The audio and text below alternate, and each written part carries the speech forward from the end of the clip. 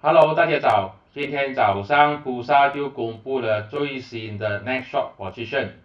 我们再来看一下这个手套股四大天王。很明显，你们可以看到哈大已经剩下0.19，减少了0.04%。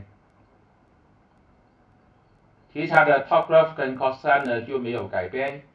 Supermax 稍微的增加0.01%。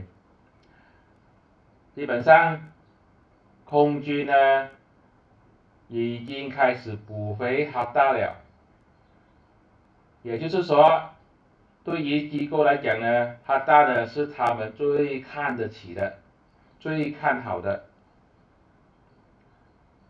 所以，如果你要投资手套股的话，你应该要知道投资哪一只。